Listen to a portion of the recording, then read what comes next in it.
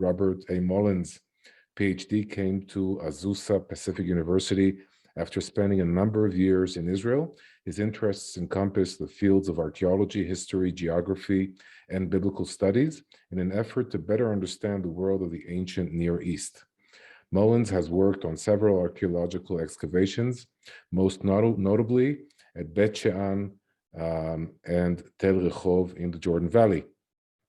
His publications over the years include entries in the Anchor Bible Dictionary and Encyclopedia Judaica, his latest work in Atlas of Biblical World, Fortress Press, co-authored with Mark V. Hoffman. Other publications include The Late Bronze Age with Eli Yanai in the Ancient Pottery of Israel and Its Neighbors. His public speaking engagements have included seminars for the Biblical Archaeology Society and for the Smithsonian Institution in Washington, D.C. As part of his passion to excite students about the world of the Bible, Mullins has led students' trips to Israel and is co-directing the archaeological excavations of Abel Bet Macha, a biblical site located 4.5 miles west of Tel Dan and 1.2 miles south of Metula on Israel's northern border with Lebanon. So I'm sure we're going to learn a lot in the next 45 minutes. Professor Robert, it's yours. Okay. Well, welcome everyone. Since Aaron mentioned the atlas that I just published, I don't know how well you can see this. It doesn't look like it's coming through very well, but you can find this on Amazon. It's only about 170 pages long, so it's brief. Each entry is only one page with a map that matches it, and basically it's the latest scholarship on Bible archaeology and historical geography. So if you're looking for a Bible atlas to use, I encourage you to consider getting it. All right, so let's begin with our presentation. And here we go. All right. So today we're going to talk about Tel Dan, home of the golden calf, which is the association that most of us have in our mind when we hear the name of this biblical city. It's also important to keep in mind that Dan was important for more than just being a cult site, but it was also a border site. In fact, one of the most common refrains in the Bible is from Dan to Beersheba. And so this is referring to the heartland of biblical Israel, where Dan marked the northern end of the heartland and Beersheba the southern end of this heartland. And in airline miles, just 150 miles between Dan and Beersheba. And both of these sites were cult sites, particularly Dan. It was one of the major shrines of the Northern Kingdom of Israel that you can see in the top photograph. And Beersheba also had a cultic site, and you can see here the restored altar, horned altar from Beersheba. Now, many think of Tel Dan as the northernmost archaeological site in modern-day Israel. But actually, I have to say that the site I'm working at right now, of El Beit Macha, is actually the true northernmost site in modern-day Israel. We're just, as you can see in this picture, just a little smidgen further north than Tel Dan, a distance of just 4.5 miles between them. And as you can see by this map, we're right on the border with Lebanon. In fact, you just go less than 100 yards past our site, and you're at the UN gate that basically it marks the entrance into Lebanon. Now, the other important thing about Dan, and I will say of El Beit Macha as well, is that both cities are located near strategic crossroads in Israel. You've got the International Trunk Road, often called the Via Maris, which links Egypt in the south with Mesopotamia in the north. And that road runs right through El Beit Macha. You also have an important east-west road going from Damascus all the way to Tyre on the coast of Lebanon, bypassing Dan and El Beit Macha. And this east-west road, by the way, this is the true Via Maris. This is the true way to the sea of Isaiah 9:1. So you can see that both Dan and Avel Beit Ma'acha do have strategic importance. Now here you see an aerial photograph of Tel Dan on the left, and on the right, three principal areas of excavation. The first principal area is the Middle Bronze Age gateway, which dates back to the time of Abraham and the patriarchs. The second major area is the Israelite gate from the time of the divided monarchy, the Northern Kingdom of Israel. And in the north, we have the Israelite high place, also from the time of the Northern Kingdom. Now, in the talk today, I'm going to only be focusing on the Israelite gate in the south and the Israelite high place in the north. Now, those of you that have been to Israel before, I assume probably many of you have traveled with Aaron. When you've arrived at the Dan Nature Reserve, your bus is parked in the area where the red star is, the parking lot.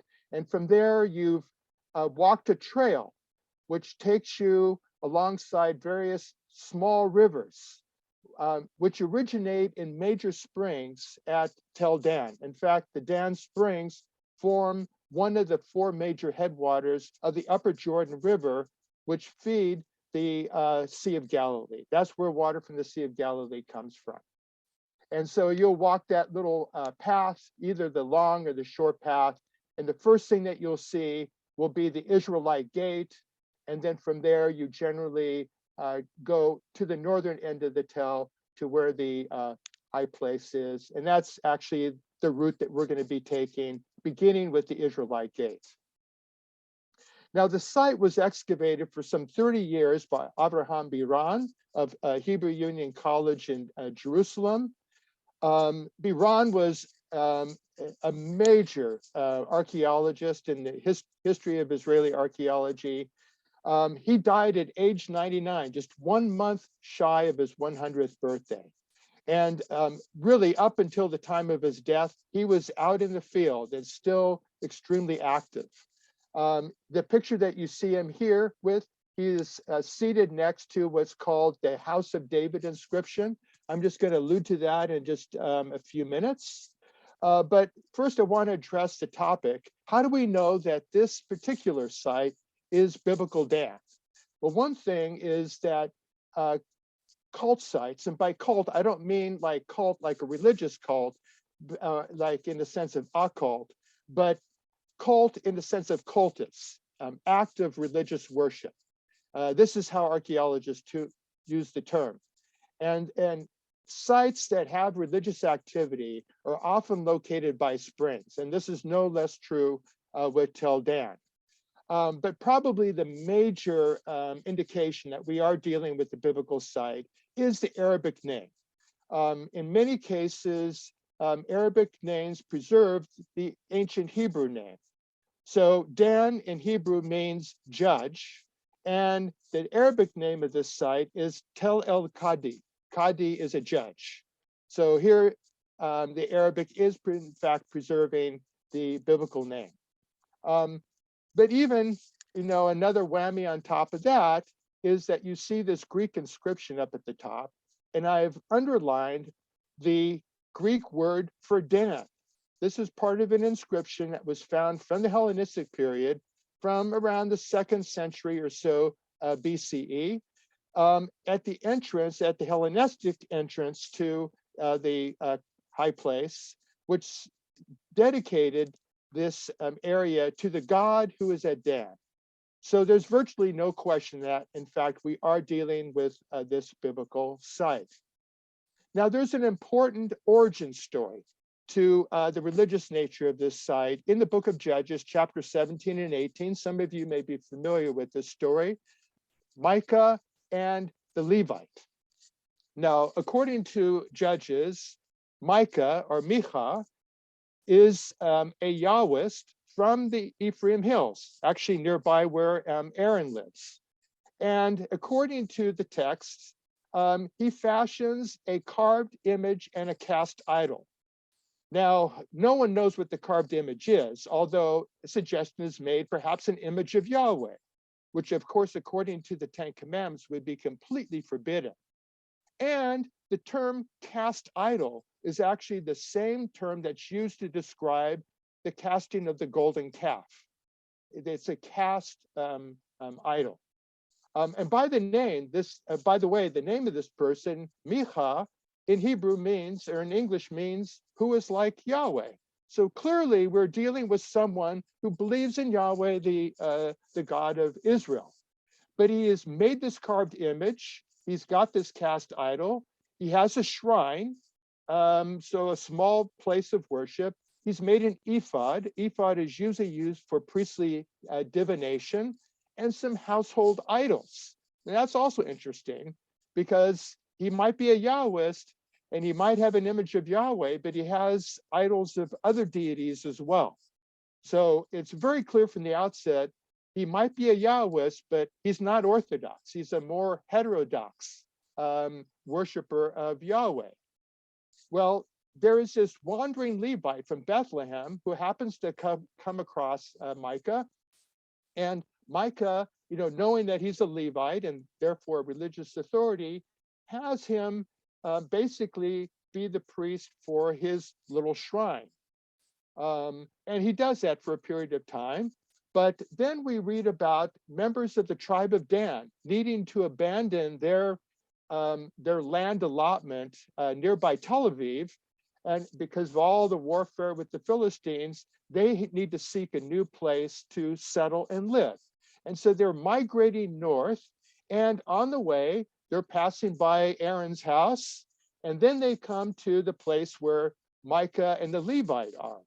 And what the tribe of Dan does is they take the Levite and all of Micah's, religious paraphernalia with them to a Canaanite city by the name of Laish, according to the Bible. This is the name it's known from in Genesis, from the time of the patriarchs.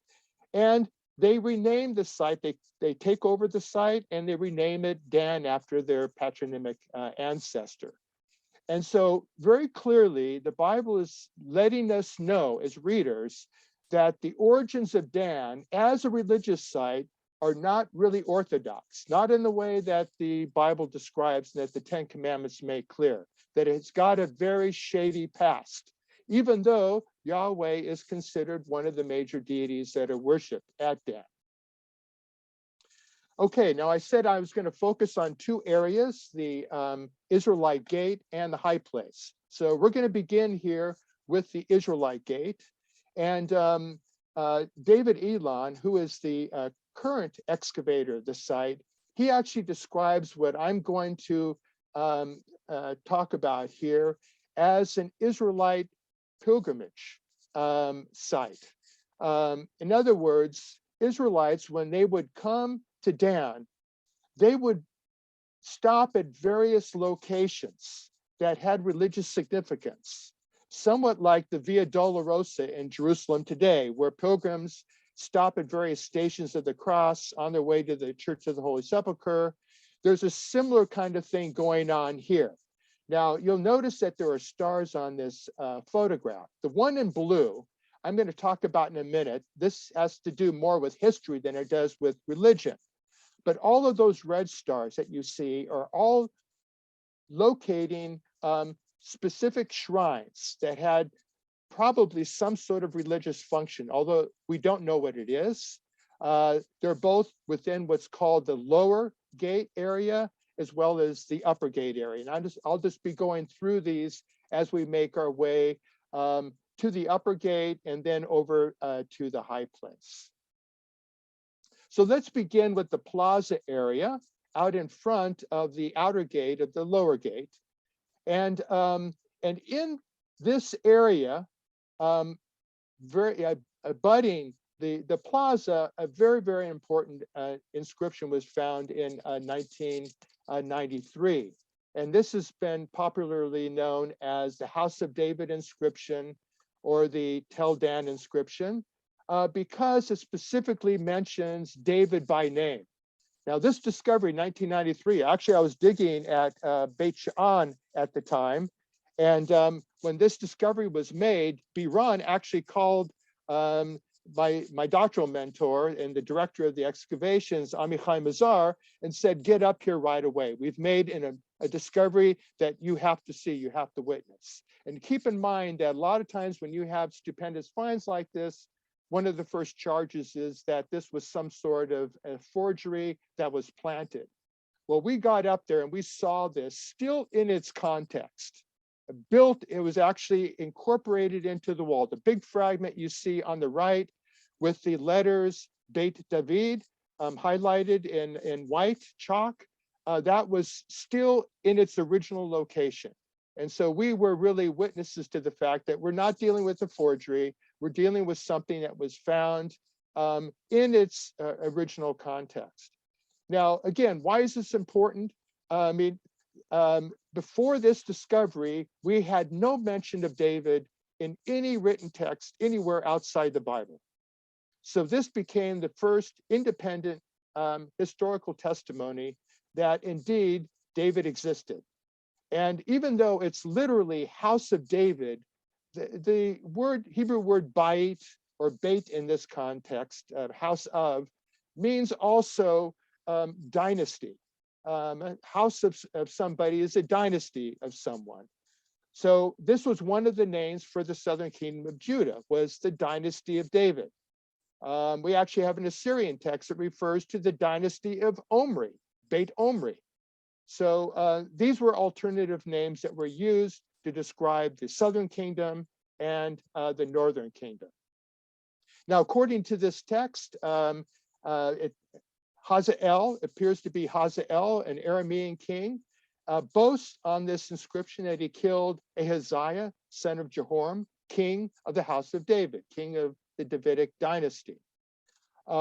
This is a drawing of the same inscription with Beit David highlighted. But besides, if you look on the left side, besides this reference to Ahaziah, son of Jehoram, king of the house of David, this inscription also mentions Jehoram, son of Ahab, king of Israel. And it also mentions Jehu. So we're dealing with 4 biblical figures, all testified to independently in this Aramean inscription, which would have originally been what scholars call a stela, which there's an example of a stela to the right. This one is the Moabite stela. It's a slab of stone that usually memorializes something like a battle or historical event. And so the fragments of this House of David inscription would have been part of a larger slab of stone, such as you see here. So I didn't want to discuss Tel Dan without highlighting this very, very, very important discovery. And of course, you'll be learning about another important discovery after this lecture with the Har Eval inscription that was recently found. Okay, now, nearby the point where the House of David inscription was found, where the red star is marked on this diagram of the lower city gate, was found this installation with 3 stones. You can see them here, 1, 2, 3, a big stone, a smaller, medium stone, and a smaller stone. Now these are called in Hebrew matzevot. They're often translated in the Bible in English as standing stones. And these are usually specific to some sort of religious worship, although sometimes they have a more secular meaning. They can be commemorative of something as well.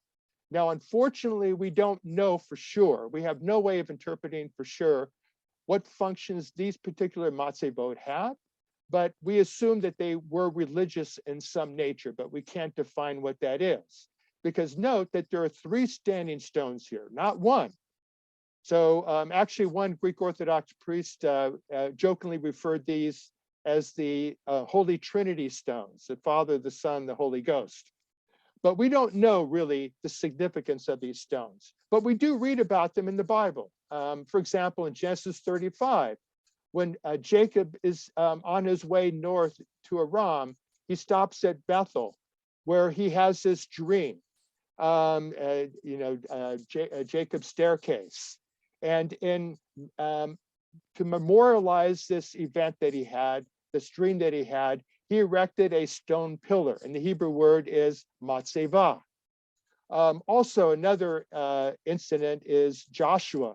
After they cross the Jordan River and enter into the land of Canaan, they take 12 stones from the middle of the Jordan River and they stand them up representing the 12 tribes all entering into the land of Canaan.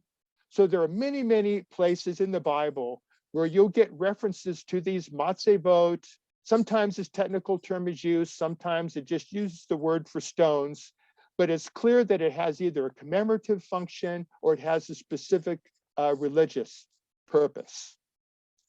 Now, nearby where that first set of standing stones is, we then come to the lower outer gate where the threshold is, where the red star is located. And by the way, if you look towards the back, you'll see where the yellow star is, and this marks the beginning of the inner gate. So you have the entrance to the outer gate and then an entrance to the inner gate. Now, let me just say that Dan has one of the strongest fortification systems in the entire country during the Israelite period. And given its location on the border with Aram Damascus, it was a major target of the Arameans. So it's very important that the Israelites be able to fortify their cities in a strong way in order to try to protect them. And to do this, they had several gateways. So it'd be very difficult for armies to try to break into the city. And so they would have to break through the lower outer gate, and then they get trapped inside where soldiers are shooting arrows on them, trying to break into the lower inner gate. And then once they do that, they still got to break through the upper gate. So this is not an easy feat.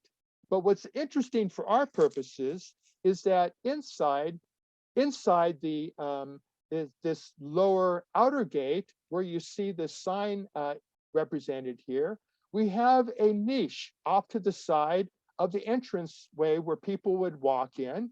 And you can see that we have this little niche here.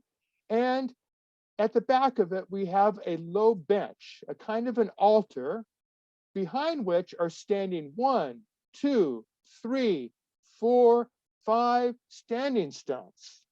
And so a person not only would encounter that altar outside with the 3 standing stones, but once they come into the gate, here's a little spot where they can make an offering, in a bowl, a bird or some food or something, and lay it on the altar, perhaps, thanking God for their safe journey, making it to the city, or maybe as David Elon indicates, another stop along this kind of memorial pilgrimage route. Again, 5 standing stones in contrast to 3 outside. We have no idea what these represent. We don't even know if they're specifically religious, even though we assume, given the religious character of Dan, that they have some sort of religious functions. Also, I think it's important to note that in 2 Kings 23:8, there is specific reference to cities in city gates, which this would be, references to high places, bamot in Hebrew.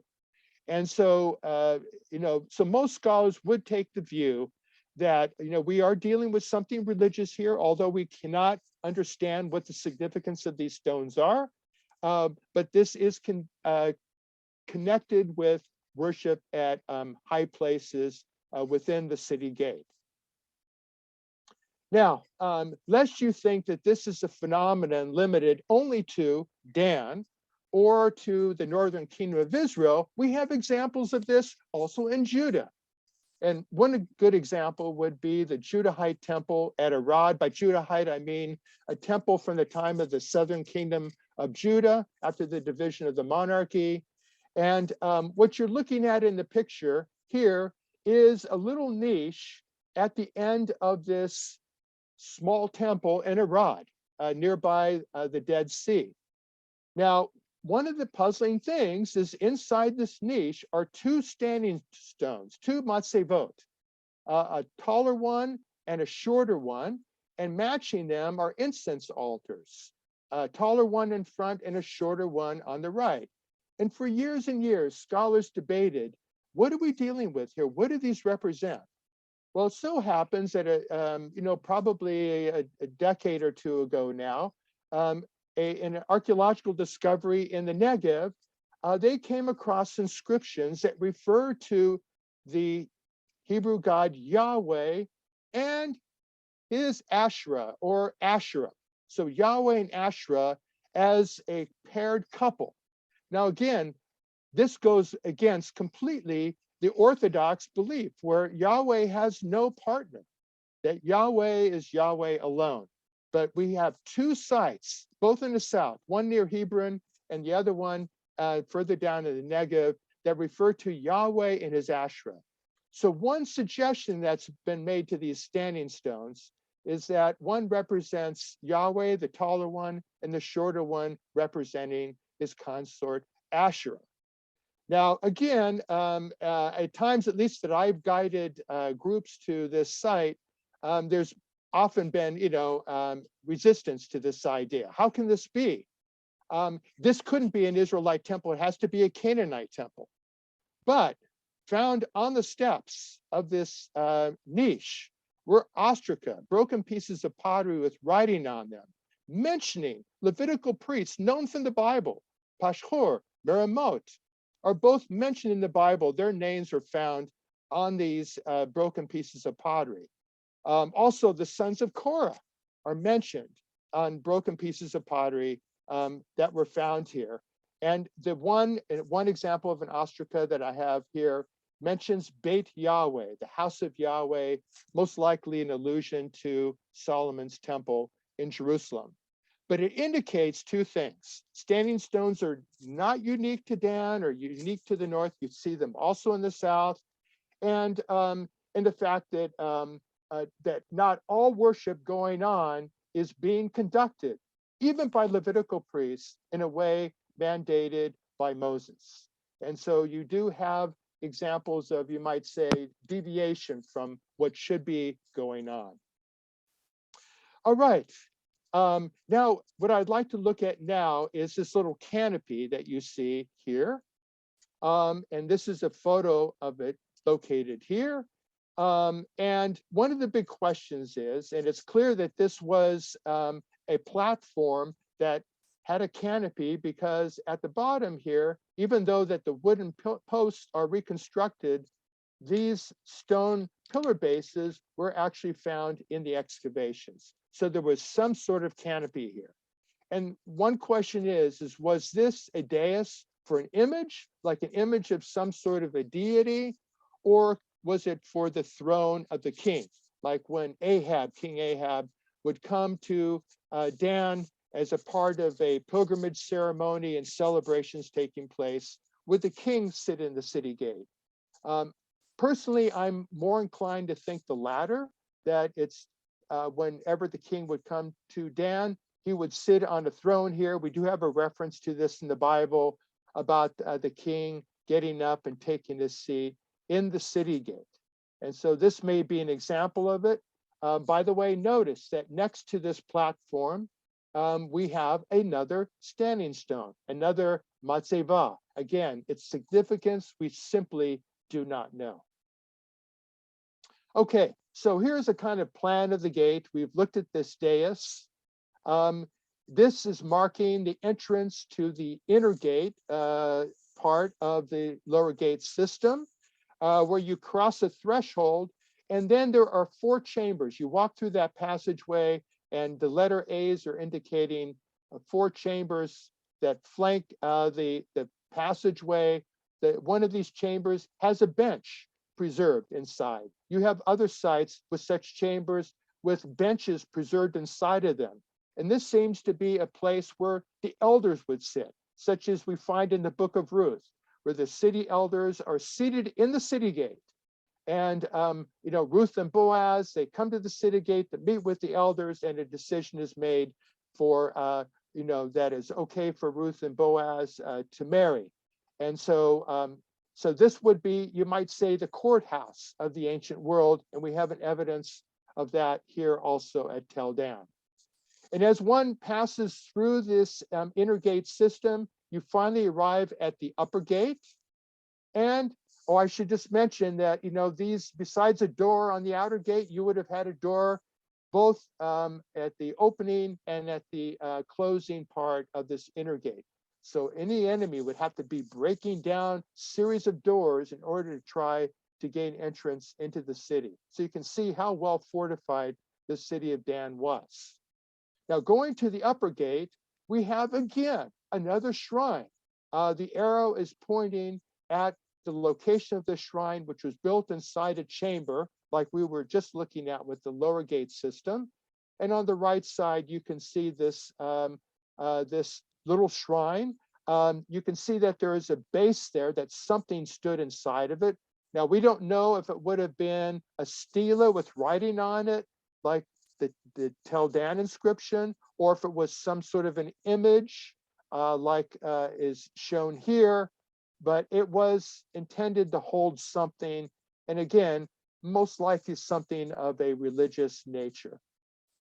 So as you can see, for anyone coming into the city of Dan, you cannot help but be bypassing all of these religious installations on the way to the most important place of worship, which would be the high place.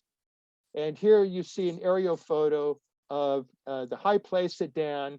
And here you can see the horned sacrificial altar here.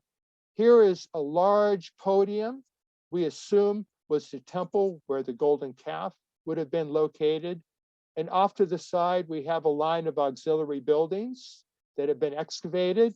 We know that there is actually a line of buildings like this on the western side, but these have not been fully excavated in order to preserve them for future archaeologists. But it does look like both sides of the platform and the altar area were flanked by these auxiliary buildings. And the other thing I'll point out to you is the path that would be leading to the main spring of Dan. And so probably one of the reasons why the high place was located in this particular area is because it was located nearby the major source of the springs of Dan that would have been important in any sort of religious worship. Even in Jerusalem, the major spring of Gihon played a major role in the religious worship going on in Solomon's temple. Now here's an artist's depiction of this high place at Dan, again showing you in his mind's eye what the altar of burnt offering would have looked like. The podium, presumably with the temple on it, and then these auxiliary rooms, which is called a lishka. I'll get to that in just a minute, and the altar room. And I'm just going to go through each of these just to give you a closer look at these religious installations, beginning with the altar. Now, the first thing I want to point out to you, if you can see my cursor here, is that we have this low wall that completely encircles the altar itself standing here.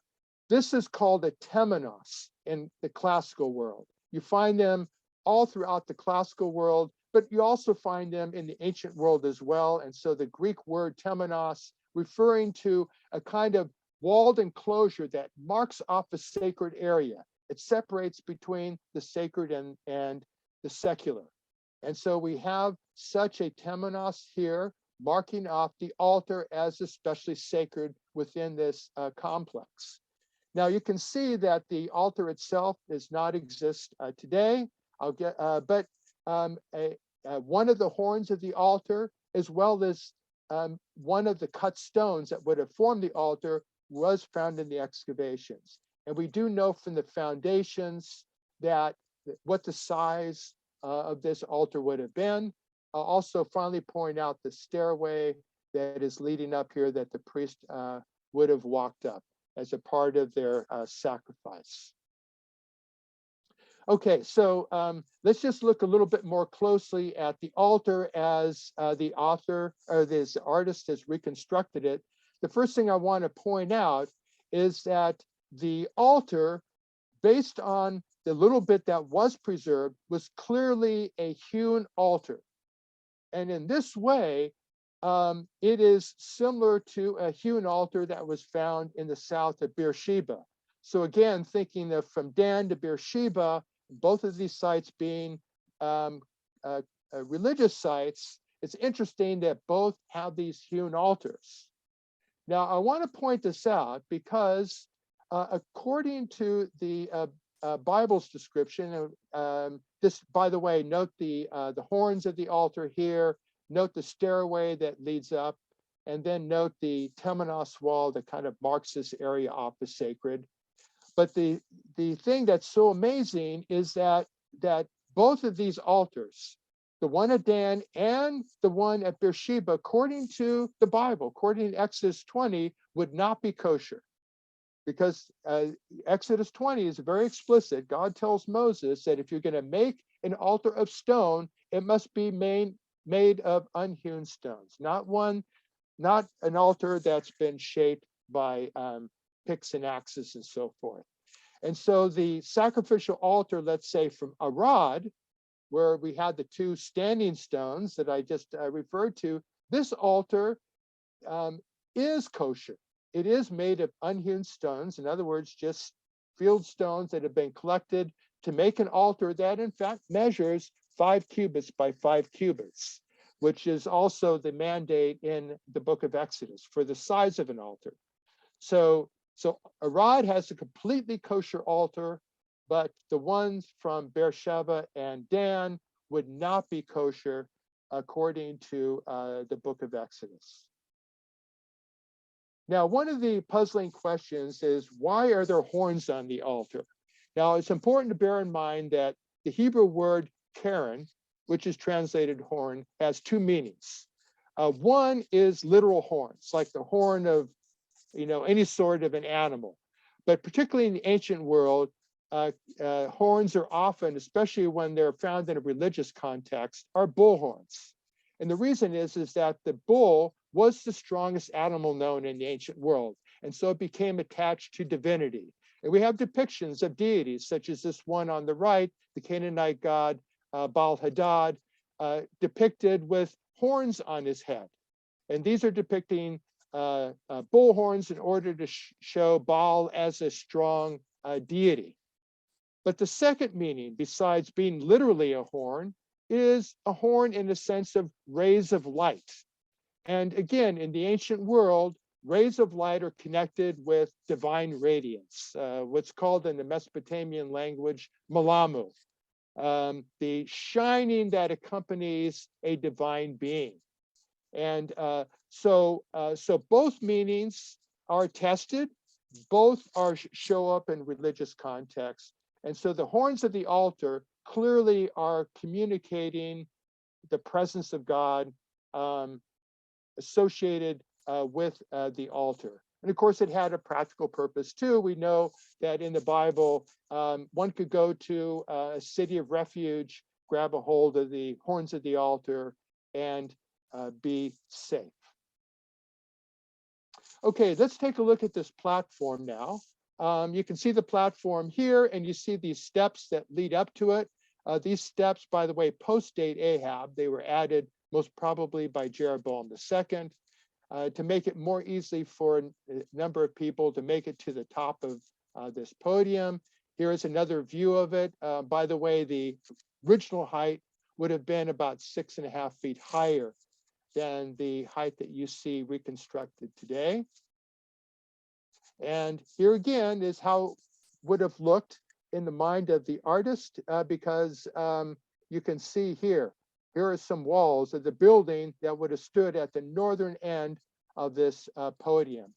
And the assumption is, although nothing was found inside it, but the assumption is that one of these rooms, perhaps the central room, is what held the golden calf, so known from the Bible. And by the way, the golden calf was not only present here, but in the southernmost northern kingdom holy site of Bethel. So Dan and Bethel both had golden calves. Now again, what was the golden calf? Was it an idol or was it a pedestal? Generally in the ancient world, bulls, which again symbolize the strength of a deity, were pedestals for the deity. In other words, the worshiper knew when they saw a bull that the invisible deity was standing on its back. they did not see the deity as necessarily represented within the animal, but as a pedestal supporting the invisible deity. But the alternative meaning is that, particularly with some of the biblical references to the golden calf as being an idol, that perhaps some Israelites did view somehow God as inherent within this animal. We don't really fully know, or if perhaps even both views were held by different Israelites at the time. But clearly the golden calf was understood as a young bull or a bull calf. The Hebrew word egel does mean a young male bull. According to Exodus 32:4, it was a cast object, which means that they actually fashioned the calf in wax first. They then encased it with clay, and then what they did is they poured through a hole molten gold through the top that would melt the wax on the inside of this clay mold, and then come out the bottom, filling the inside entirely with gold. Then they break away that clay matrix, exposing the gold cap on the inside. And what you see here is actually such a bull calf in bronze, made in this so-called lost wax technique. So this would have been the same technique, according to the Bible, that the golden calf would have been made from. The last thing I'll say is that it's interesting that we do have a personal name from the northern kingdom dating to the 8th century, around the time of Jeroboam II. This personal name is Egel Yo, which means Yahweh is a calf. So, so this is interesting in relation to the reference to the golden calf in Israel. Okay, and let me just kind of begin to wrap things up here with the two auxiliary rooms, the Lishka at the northern end, and the altar room to the south of that. So the Lishka first, the more northerly building, shown here with the blue arrow pointed to it. A Lishka is a hall with benches where worshipers would eat a sacrificial meal. And one of the examples of this is in 1 Samuel 9:13, Samuel and Saul. Saul is told that when you enter the town, you will find Samuel before he goes up to the high place, the Bama, to eat. And Saul is told that the people will not begin eating until Samuel comes, because he must bless the sacrifice. And afterwards, those who are invited will eat. So Saul is told, go up now, you shall find him about this time. And then further down, then Samuel brought Saul and his servant into the hall, the Hebrew word lishka, and seated them at the head of those who were invited, about 30 in number, and Saul dined with Samuel at that day. So this is alluding to the fact that when people would bring sacrifices to the altar to be sacrificed by the priests, that a certain portion would be kept by the priests and eaten, and a certain portion would be kept by the family and eaten as a ritual meal inside the lishka. So this is that particular hallway. Now, the other important room is the altar room, and this is associated not with the sacrifice of an animal, but with incense sacrifice. Now, the two red ovals, both in the diagram and in the photo, show you the stone altar on which this incense would have been offered, and next to it was is now just a base of a jar that would have sat there holding ashes of the incense after the incense was burnt. So you got this kind of activity also going on in this high place. And finally, let me just allude to an inscription that was found outside the altar room. It was written in Hebrew, Imadio. Imadio is actually the linguistic equivalent of Emmanuel. Emmanuel, God is with us. God is with us, Emmanuel. In the case of Amadio, Yahweh the Tetragrammaton, Yahweh is with us. So that name was found on an inscription just outside this altar room, along with bronze incense shovels, as you can see here, and a bronze pomegranate head that would have been used in a priestly procession. And finally, the last thing I'll show you, we hear a lot about the menorah, but how would the menorah have looked in most Israelite sacred sites and shrines? More likely a 7-spouted oil lamp, such as what you see here, found at Tel Dan. And also of interest is the fact that even though this is supposed to be a site honoring Yahweh as the national God, other deities, in fact, were venerated. And one of these apparently was the Egyptian god Bes, who was a protector of households, and particularly a protector of women who were pregnant or women in childbirth. And so, so there seems to have been some veneration of other deities and almost a kind of pantheon of which Yahweh would have been that chief deity. So with that, I'm going to end it and open it up for any questions and answers that you might have.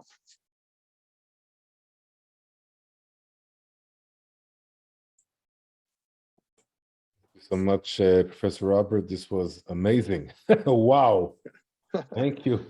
Yeah, well, we have time for 2 questions. So please feel free to ask Professor Robert. Okay, was it usual for the seat to be by the inner gate rather than the outer gate? This is really one of, to my knowledge, this is the only one that we've actually found in an archaeological context.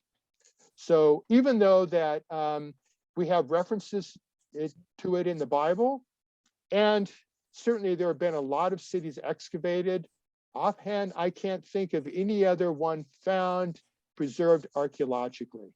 So I can say, but the inner gate would, in my mind, make a little bit better sense because the inner part of the outer gate, because people would come from the parking lot area where they would park their chariots, come in through that outer gate. There would be off to the right that little niche with the 5 standing stones where they could make an offering. And then you're going to have the seat where the king would have sat, or perhaps an image. Again, we don't really know, but I assume where the king would have sat when he would come to Dan for religious activities.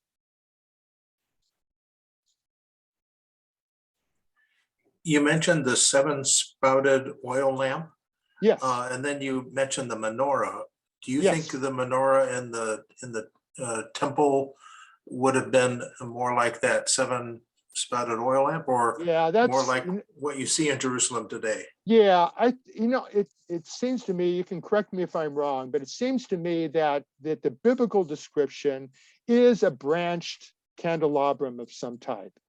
So it would seem to have been something probably more akin to what we commonly think of as a menorah.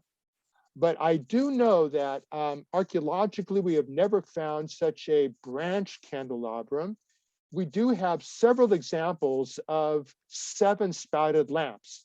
I mean, not only from the Iron Age, but even going back to the patriarchal period. There's a site basically to the time, let's say, Isaac or Jacob, Nahariya on the coast of Israel, a small Canaanite temple where they found 7-spouted lamps, oil lamps, just like the one that I showed you.